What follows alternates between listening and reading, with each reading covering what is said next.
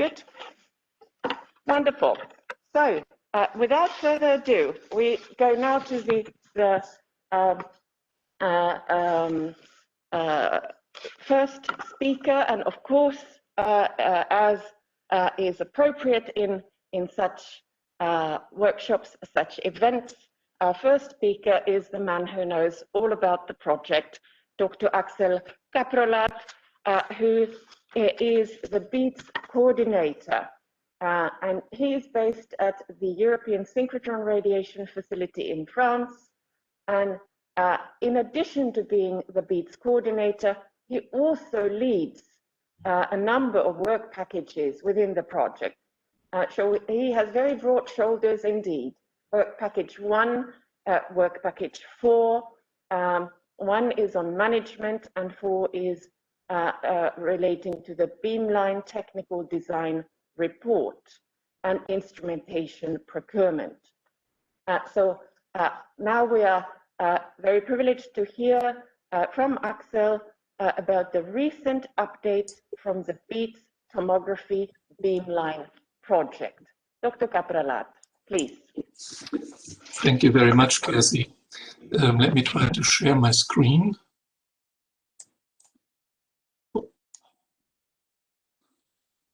And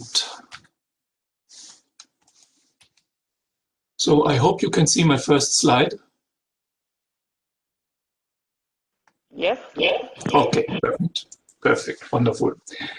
So thank you very much for this very kind introduction, Cassie. It is a pleasure to also, like the people who came before me, thank the organizers and everybody who made this event possible. I wish you a good morning from the Region Rhône-Alpes in France, because as you can see, also we are now hit by Corona a little bit more than in summer, and I'm working from home. So in what follows, I will introduce you to the BEATS project proposal and what we have achieved in the past, let's say, 2 years. I want to start with some words on the history. Such a project like ours has a life cycle. It begins with the European Commission or any other funding agency issuing a so-called grant, where they, following their political steering opportunities or wishes, offer a certain activity to be applied for by partners in the field. And this is then followed by these partners getting together and writing a proposal, which is judged most times in competition with other partner corporations. And then one of them or two get this project and have to carry it out and deliver. It was in 2017 when Yes? Yeah, sorry to interrupt. I'm just wondering if you could put the presentation screen on. Now you're sharing your screen. So if you're able to make it a little bit larger. Yes, that's it. Perfect. Okay. And in the bottom, there is still the screen logo. If you go to the right bottom, and you may be able to make it even a little bit larger, but now it's suitable. I think I have shared the wrong screen, I'm afraid. Where can I stop share? Stop. I tried again. This should not be.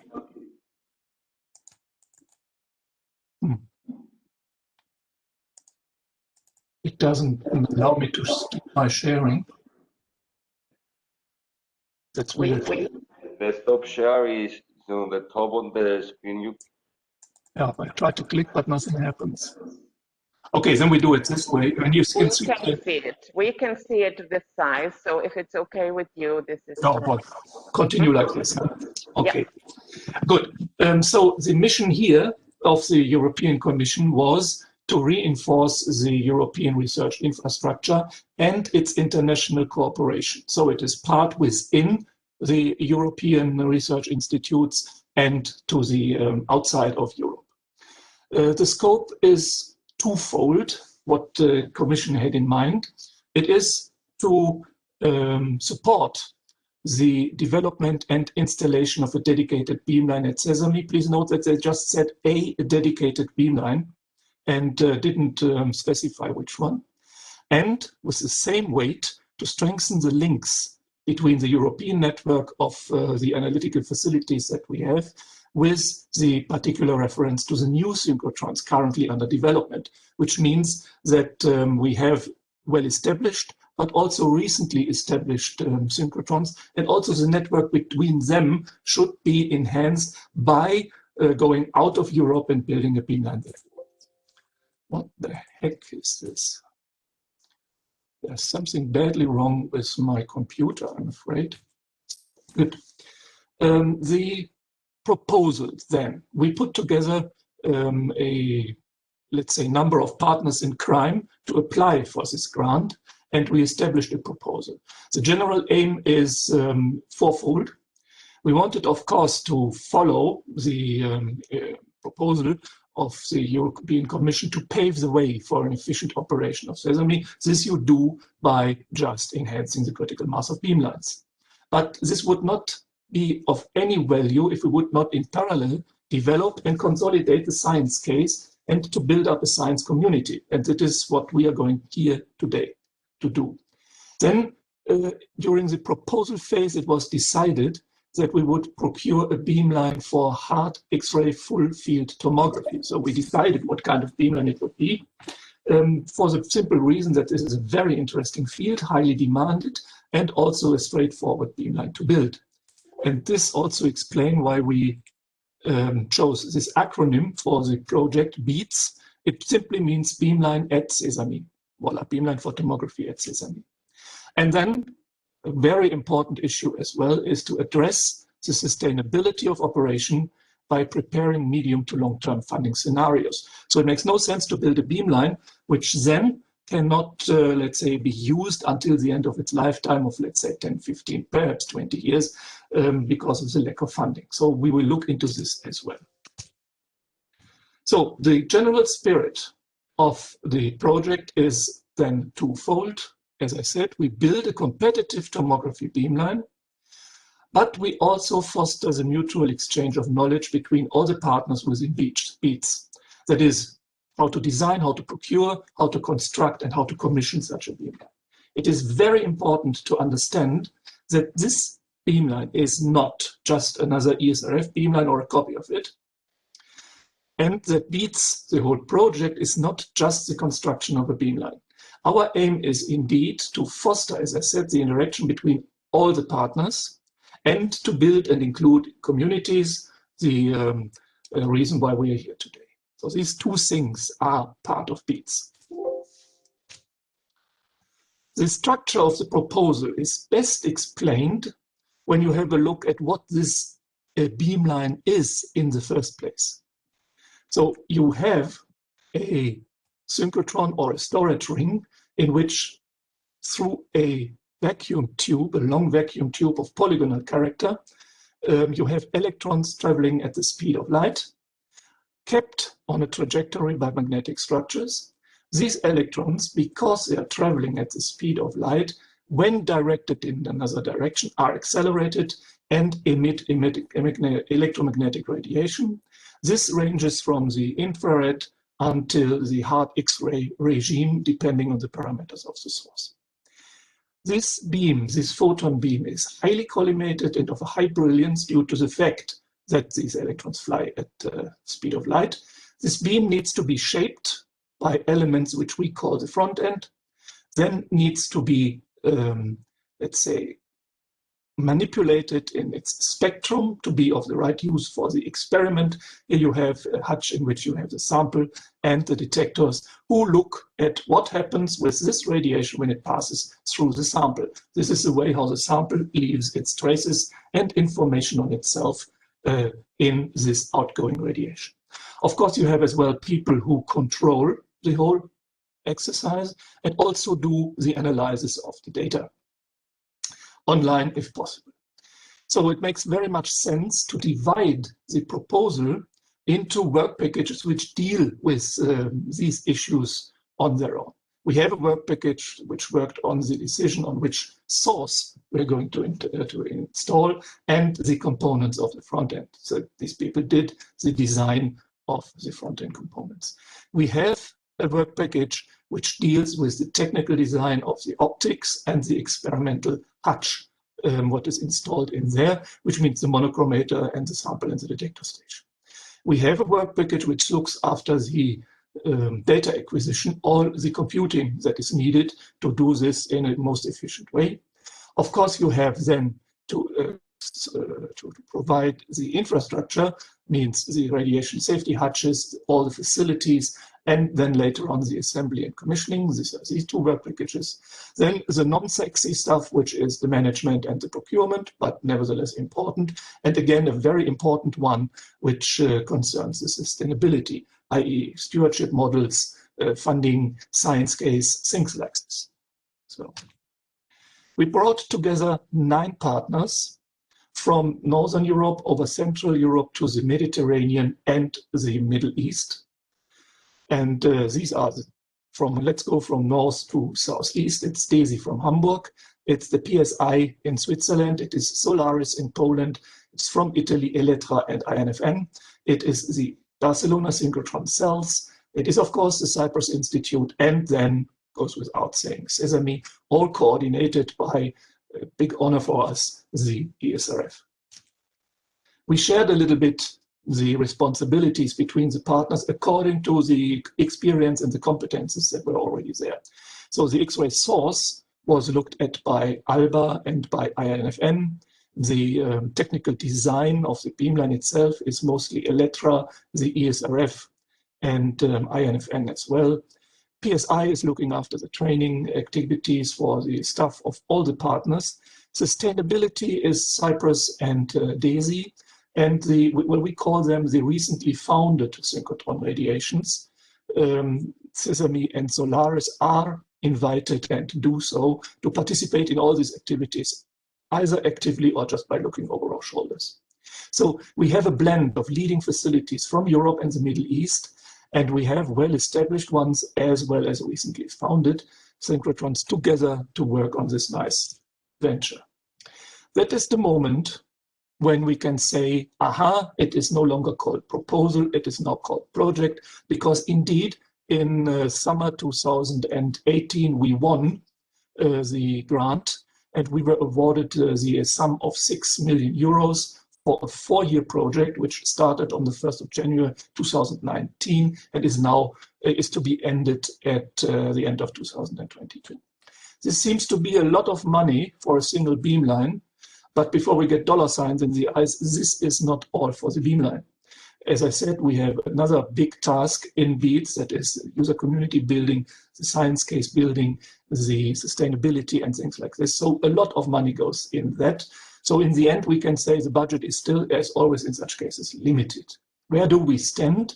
As you can see from these dates, we are close to the end of the 2nd year. We foresaw in the first 2 years the design, the technical design of the beamline and the final design phase of all the experimental stuff. This is terminated. We start the procurement of what we have designed, and we expect this to take over the next year. This, of course, all Corona depending. And then we will start as things come in to work on the infrastructure and install. We foresee the radiation test, which means that the hutches are erected, that there is the front end and the source functioning either end of year 3, 21, or in the early months of year 4, 22. In parallel of all these activities, wherever possible, we install the instrumentation that comes in. We do commissioning over the year 4, and we expect, or we hope very much, to have our first, what we call friendly users before the end of the project, let's say in autumn 2022. Friendly users are those who accept that the beamline is not ready yet, and there may be hiccups, and they help us with the commissioning itself. What did we achieve so far? As I said, we are halfway through, so you can expect that something is all ready to be shown, and there is indeed quite some effort which has been successfully brought behind us. Nowadays, more than ever, communication is a very important thing, and that is the only interesting thing from the Work Package 1 management that you can report on such occasions. We have, of course, everybody has it, we as well, a website. Here you find, let's say on a monthly frequency, the news on the project and developments. And you find all relevant documents that we can publish. So please note this down and pay us a visit from time to time. It may be interesting. Being modern people that we are of course also on social media, the so-called social media. So believe it or not, we have a Twitter account. This is fed with, let's say, a little higher frequency of once a week or twice a week, and includes as well news. For instance, today's event is of course tweeted, but also gossip. So it is a good idea to subscribe to this one. And if you would be so kind, from time to time, if you really like it, like us or forward us, retweet us, it would help to make BEATS even wider known. Now come to some hardcore developments or the deliverables. The first thing, of course, that you look at is the engine of the Beamline. And this is a synchrotron. Sesame is a synchrotron with a rather low electron energy compared to the big brothers in Europe. And to use the radiation that is coming from a normal bending magnet would not be suitable for an X-ray tomography beamline, where you need hard X-rays and high flux. So it was decided to go for a device, what we call an insertion device. A very simple one is a wavelength shifter. The electrons flying through a straight section on a straight trajectory are suddenly confronted with a magnetic field perpendicular to their path, which makes them turn, let's say, to the right. So they are a bit out of the trajectory. This is then followed by a very strong magnet, which bends the electron trajectory back to more than the original one. And then you find another magnet which brings them back to the original trajectory, and they leave straight as they came in out of this magnetic structure. So what they do, they wiggle here a little bit. And each time an electron makes a sharp bend, you get electromagnetic radiation. And we managed to arrive at a maximum field of 3 Tesla here, which leads to quite a satisfying spectrum. If you're not too greedy, you can go up to, let's say, 40 or even 50 kilo electron volt. This has been designed by our colleagues from ALBA in collaboration with INF. That is one thing. We know what the source will be. This then, of course, helps a lot in laying out the beamline. This is something that will be presented in detail by my colleague Gianluca Iori, the beamline responsible. Is just to show you that this beamline will be quite an ordinary beamline. Here we have the source. This is within the accelerator or the storage ring. Here we have the source. Here is what we call the components of the front end. The beam exits in this direction and is shaped and manipulated by these components. We have an optical hutch where we put the monochromator, and where we have a large experimental hutch in which we put a sample stage and detector stage to carry out the experiments. The control hutches are adjacent to this setup. As I said, the details and what is all in there will be communicated by Gianluca. All the details of this technical design were written up in what we call the technical design report. That is an 80-page document, which I put on one page here just to prove that it exists. It has been submitted early September and is approved now by the European Commission. The Sesame Scientific Advisory Committee will have a look at it as well. Initial feedback is that they like it as well. So this is available for those who are interested, and proves that the technical design of what we put in the beamline is decided and constructed. Another big issue is, of course, for a tomography beamline, the data evaluation and analysis. Why? Tomography beamline might be straightforward to construct, but not always to operate. because due to the high frame rate of the cameras which are used to do tomography in synchrotron radiations, you have to cope with a huge amount of data. Such a beamline can create easily terabytes per day.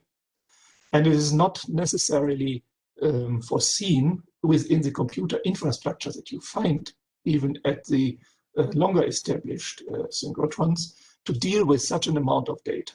It is not that you just have to collect the data and then with all leisure do analyze them at home. You need to do an online data analysis and storage to be able to judge the quality of your measurements. So there is a lot of infrastructure that has to be put in, which is not available at Sesame, naturally not available at Sesame, I should say.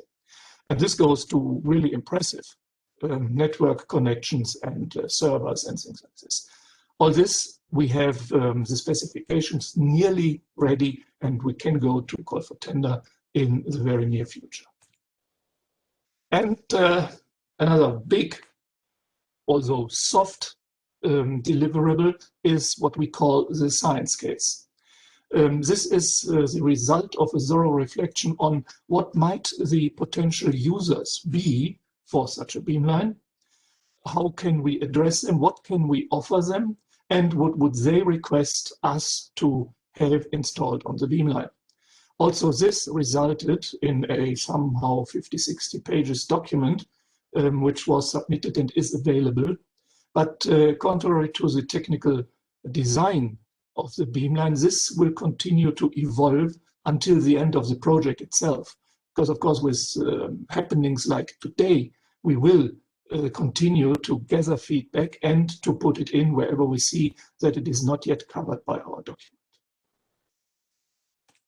And then the last slide on what we achieved is not so sexy, but nevertheless has to be, let's say, addressed in a very thorough way, and that is the procurement. I mean, we're talking about taxpayers' money here, so we have to find this rather peculiar instrumentation within companies who are A, used to do this, but probably B, not used to do it in the Middle East. So this is from time to time a tedious process, and the result that we achieved so far is for the X-ray source, we had a call for tender, it is evaluated, and we expect the contract to be placed soon. Call for tenders out with deadline for the submission before Christmas, before end of the year, concern the front-end components and the radiation safety hatches, because that is then the first thing that you need to install once you have the X-ray source in place. The computing hardware and the monochromators, there we prepare the call for tenders and expect them to go out in a matter of 1 to 3 weeks. The experimental equipment likewise, but probably a little bit later, let's say next year.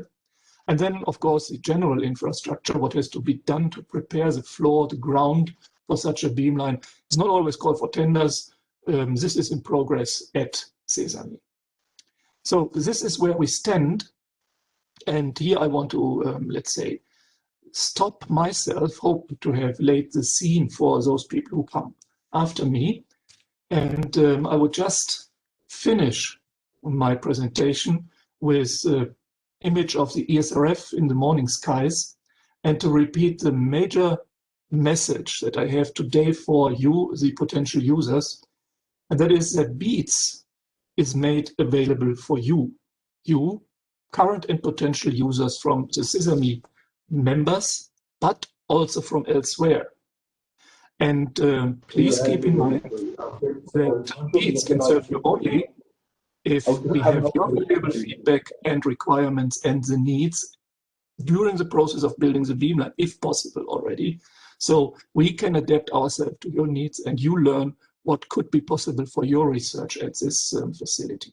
With this, I thank you very much for your kind attention. Thank you very much.